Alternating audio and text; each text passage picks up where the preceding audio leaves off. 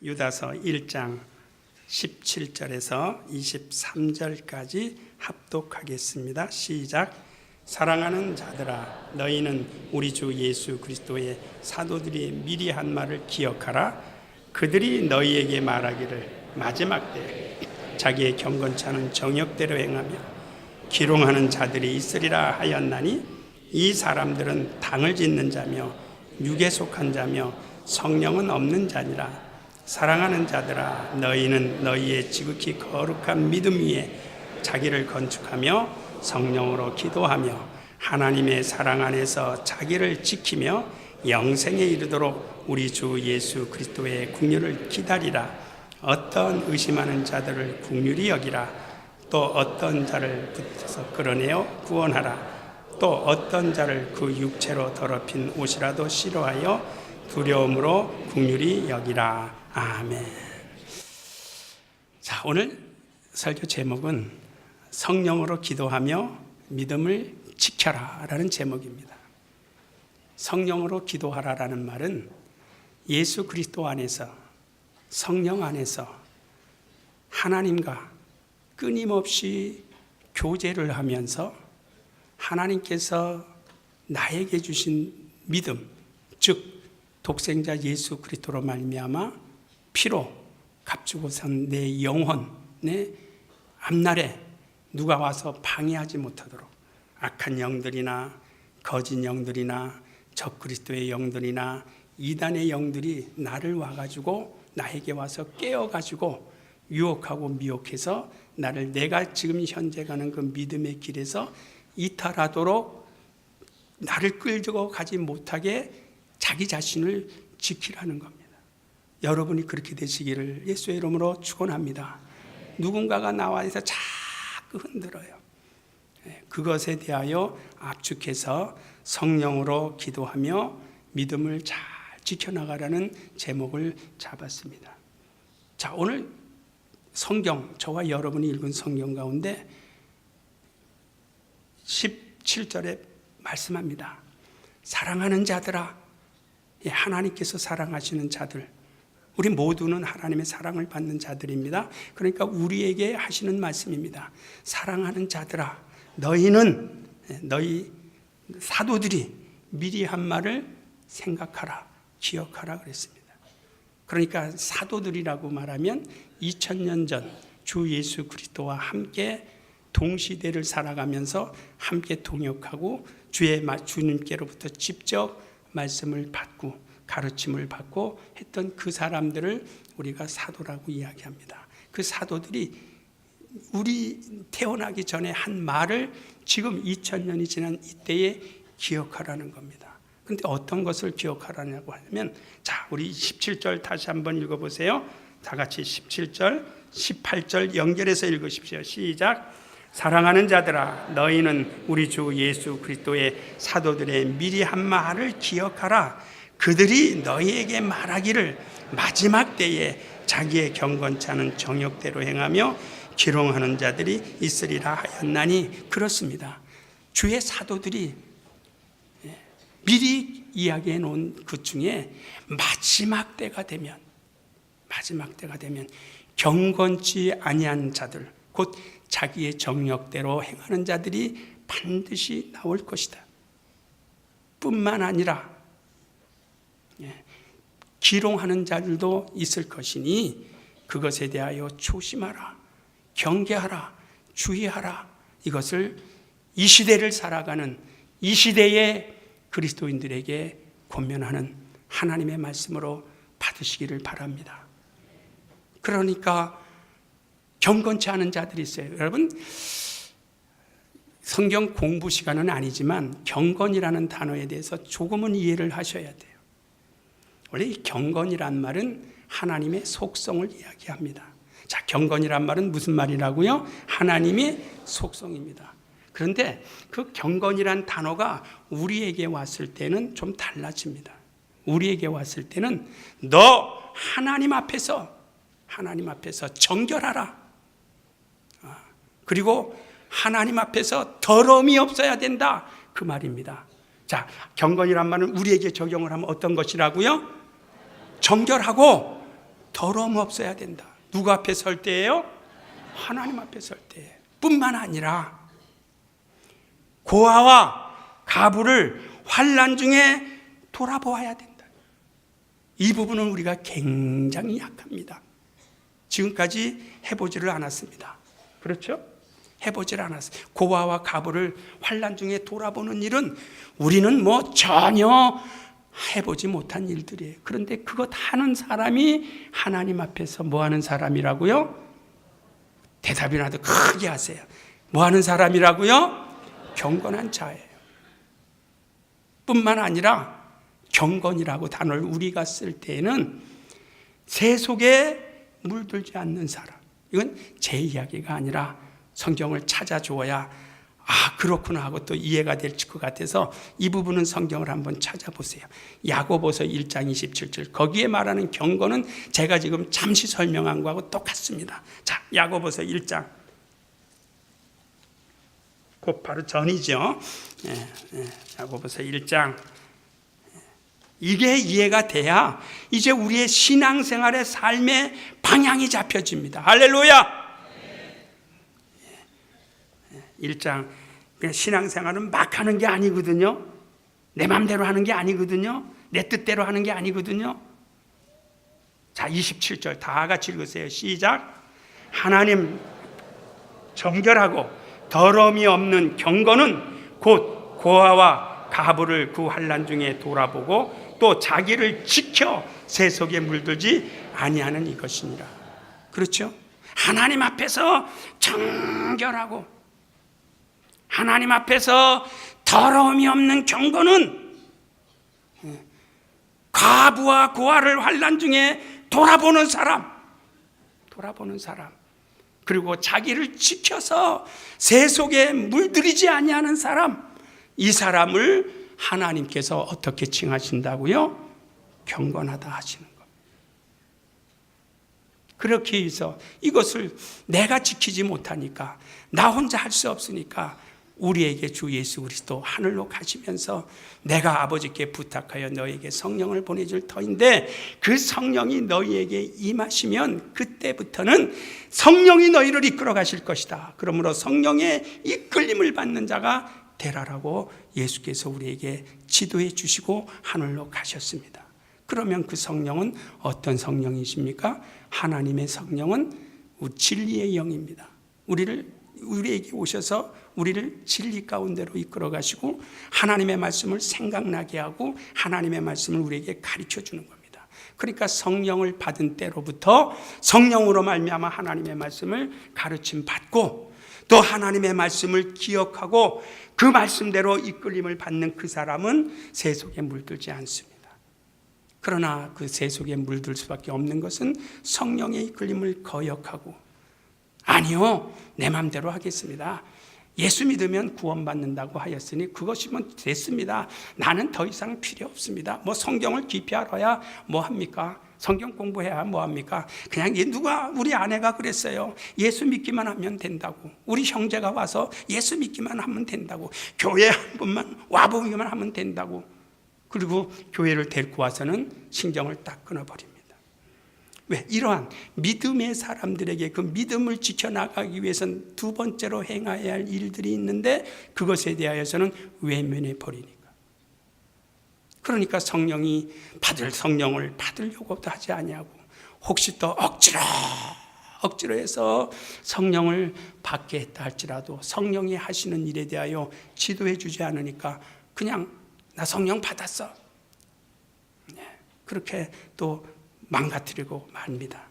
그러나 성령은 우리 안에 오셔서 우리를 진리 가운데로 이끌어 가시기를 원하고 계십니다. 할렐루야. 진리 가운데로 이끌어 가셔요. 그리고 장래를 우리에게 알게 해주세요. 여러분, 이 사람에게 말입니다. 미래에 있어야 할 소망에 대하여 정말 확실하게 한다면요, 자기 모든 전 재산을 다 털어서라도 그 소망을 붙들기 위하여 달려갑니다. 그러니까 장래일을 누가 알려줘요? 성령이 우리에게 알려줍니다. 여러분 각자에게 알려줍니다. 저는 한때 92년도 10월 28일에 대하여 저를 그쪽으로 끌고 가려고요, 아주 무진장 노력했던 팀이 있어요.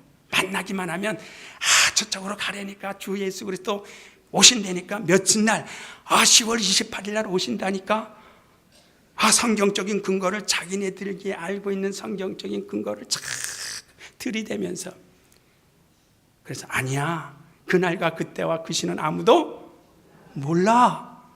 저는 그 이야기만 했어요. 그날과 그때와 그 시는 아무도 모른다고 하고 오직 아버지만 아신다고 했는데 당신이 어떻게 알아? 그랬더니 저에게 이야기하는 것이 집사님은 기도를 안 해봐서 그러니까 기도를 한번 해보라고요. 그래서 저 기도했어요. 정말 하나님 어찌하여 나에게는 그 사실을 알려주지 아니하시나이까. 분명히 고아와 같이 버려두지 아니하신다라고 말씀하셨는데 어찌하여 나를 고아와 같이 버려두시려고 하시나이까. 10월 28일이 맞습니까? 안 맞습니까? 나도 좀 알게 해주세요. 아무리 기도해도 주님 말씀밖에 기억이 안 나요. 그날과 그때와 그 시는 아무도 모르느니라. 그래서 이거 가짜다 그랬어요. 그리고 안 끌려갔어요. 안 끌려간 게 얼마나 다행이에요. 할렐루야. 왜? 이것은 하나님께서 내게 허락하여 주신 성령, 그 성령이 나를 가리키셨기 때문에 그 성령이 여러분도 가리키시기를 예수의 이름으로 축원합니다. 그래서 진리 가운데로 이끌림을 받는 거예요. 그래서 성령을 받아야 하는 것이 굉장히 중요합니다. 그래서 성령이 가르쳐 주십니다. 말씀도 성령이 할 말씀도 가르쳐 줘요. 열왕기하의 6장 5절 8절 이후에 보면은요 아주 그 엘리사의 유명한 전쟁에서의 승리하는 이야기가 나옵니다. 아람 군대와 이스라엘하고 전쟁이 붙었어요. 그러니까 아람 군대, 아람 왕이 어찌하든지 이스라엘을 탈취하고 자기의 시야에 두기 위해서 왕의 침실에서 회의를 합니다. 자기 신복들을 다 불러 모아놓고 우리가 저 이스라엘을 잡아먹어야 될 터인데 작전을 좀 세우자. 그래서 머리를 맞대고 작전을 세워서 왕이 신복들에게 여기 가서 진지를 구축하고 여기 가서 진지를 구축하고 이쪽에 가서 진지를 구축하라. 그러니까 신복들이 예 하고 왕의 명령을 받아들이고 왕이 지정한 장소에 가서 매복을 하려고 보니까 이미 이스라엘 병사들이 와서 자리를 딱 잡고 있어요. 그때에 하나님의 사람인 엘리사가 이스라엘 왕에게 반대로 가서 그렇습니다. 왕이요, 저쪽 지역은 절대로 가지 마세요. 저쪽 지역으로 가는 날에는 아람 군대에게 우리가 포위를 당하고 질 것입니다. 그러니까 이스라엘 왕이 알았다, 안 가겠다. 그 이제 초병만 내보내서 이제 전쟁을 피해 갑니다. 그러니까 화가 나는 사람은 누구겠어요? 아람 왕이죠. 왜? 작전 계획을 다 세워서 했는데 그때마다 수포로 돌아갑니다. 그러니까 신복들을 불러 모아놓고 이봐! 누가 우리 가운데 스파이가 있지 않아? 왜 우리 가운데 스파이가 있어가지고 저쪽 이스라엘 쪽에다가 정보를 주니까 우리가 작전이 실패하는 거 아니야? 누구야? 나와! 그러니까 그 아람 왕의 신복 한 명이 왕이요, 우리 가운데 스파이가 있는 것이 아니라 간첩이 있는 것이 아니라 저 이스라엘에 하나님의 사람이 있습니다. 이스라엘 누구요?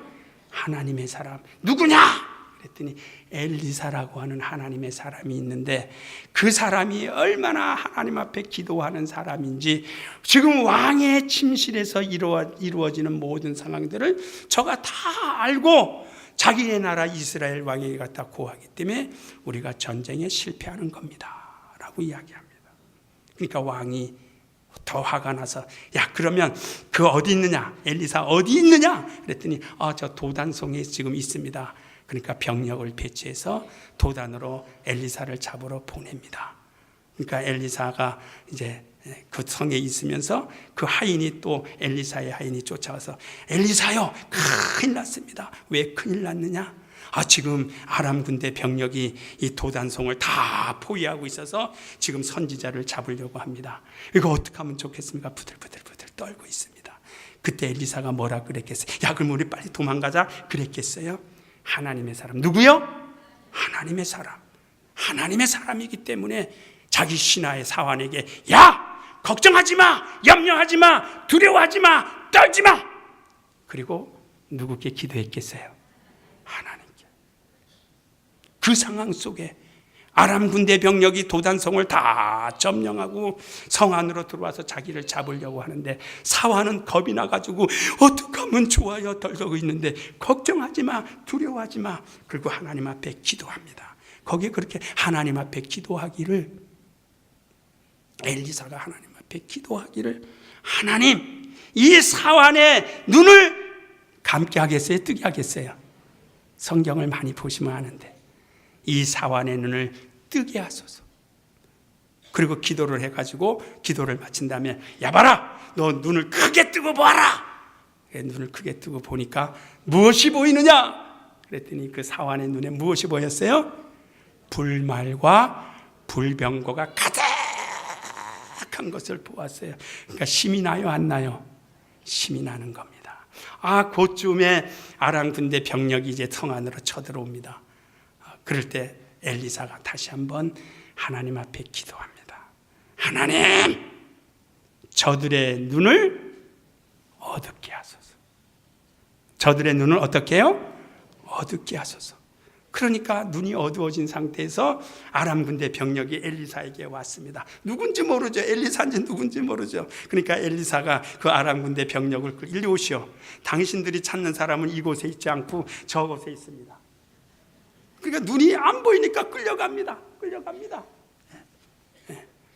그래가지고 어디까지 끌고 가겠어요?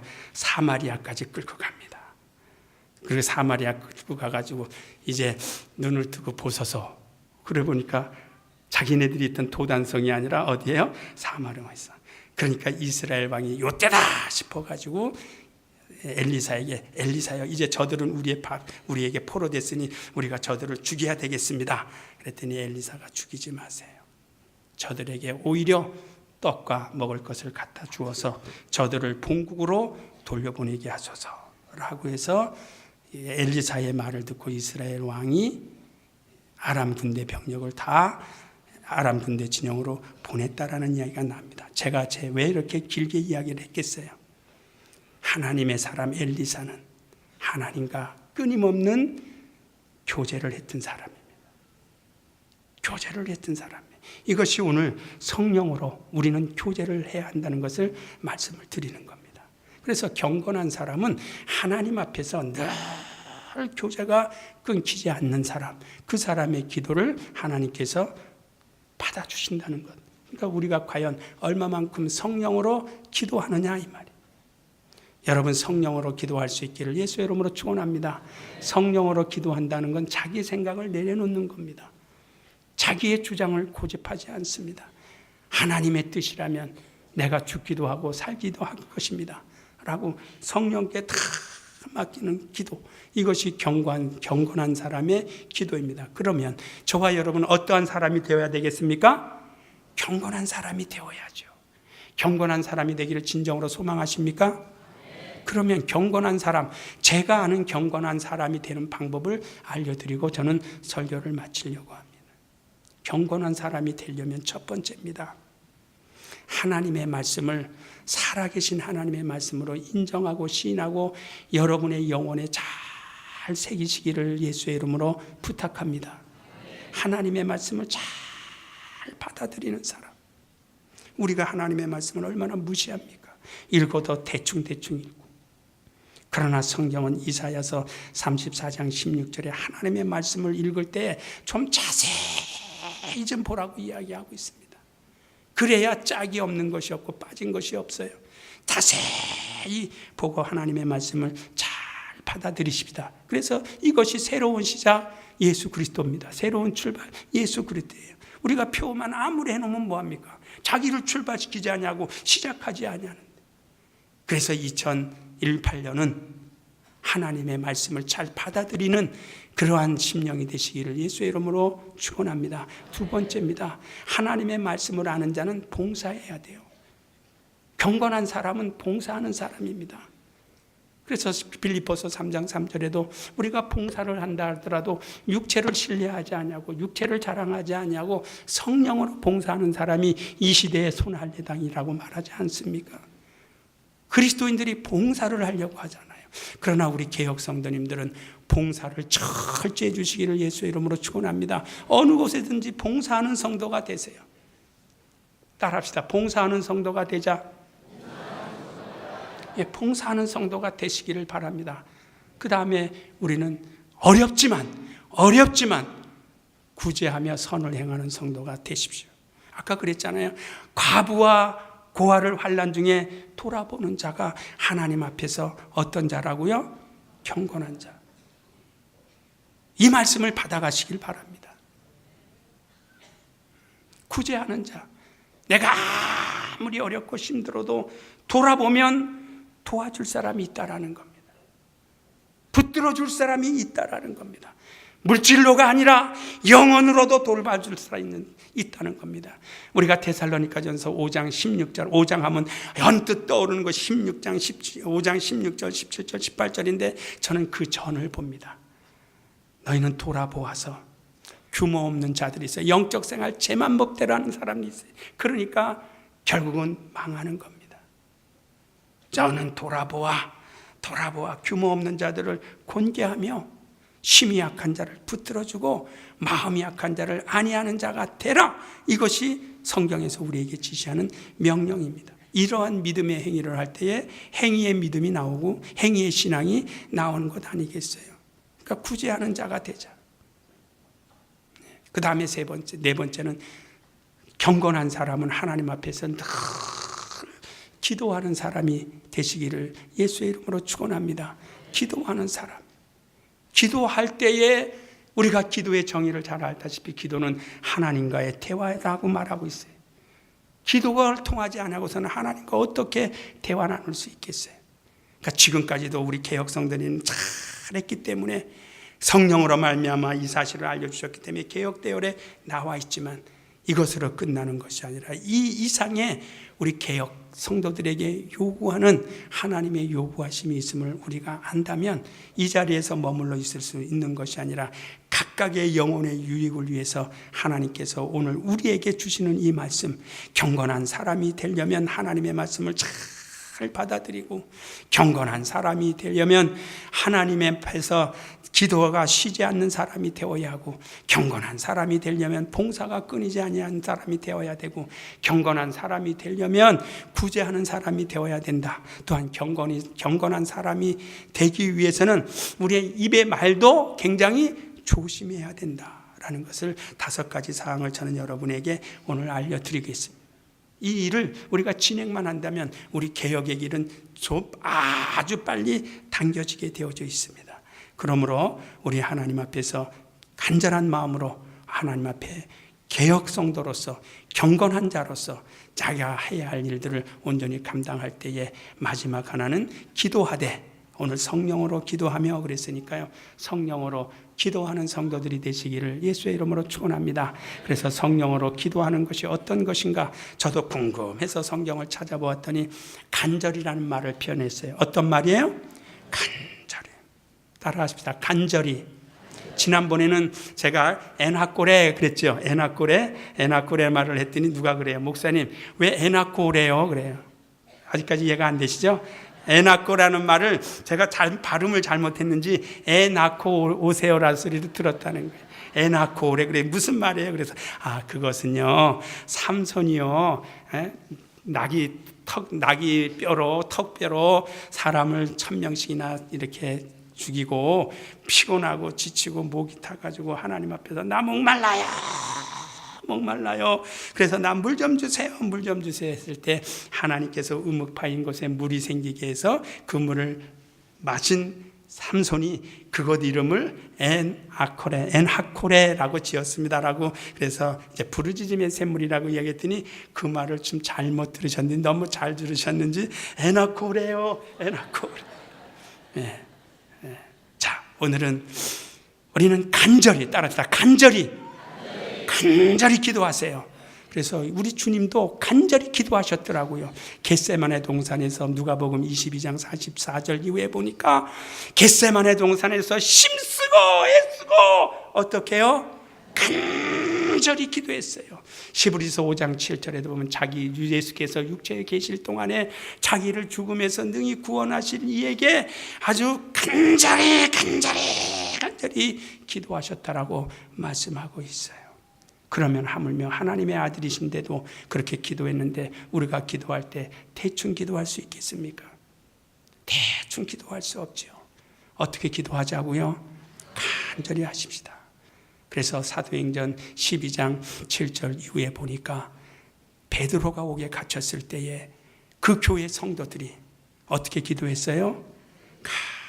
간절히 기도했어요. 이것은 교회가 위기가 왔을 때에 성도들은 하나님 앞에 간절히 기도하는 성도가 되라는 겁니다. 우리는 지금 위기를 맞고 있어요. 모든 것이 풀린 것이 아니라 이제부터 풀어나가야 할 문제들이 굉장히 많이 있습니다. 이때 우리 개혁 성도님들은 교회를 위해서, 교회 회복을 위해서, 교회 평안을 위해서, 화평을 위해서 어떤 마음으로 기도하자고요? 간절히 기도하는 성도들이 되어주시기를 예수의 이름으로 축원합니다. 이 시간 우리 기도하십시다. 기도하실 때 오늘 뒤에 광고가 없기 때문에 제가 좀 길게 했어요. 이해하시고요. 하나님, 성령으로 기도하여 내게 허락하신 믿음을 굳게 지키는 자가 되길 원합니다라고 우리 다 함께 기도하십시다.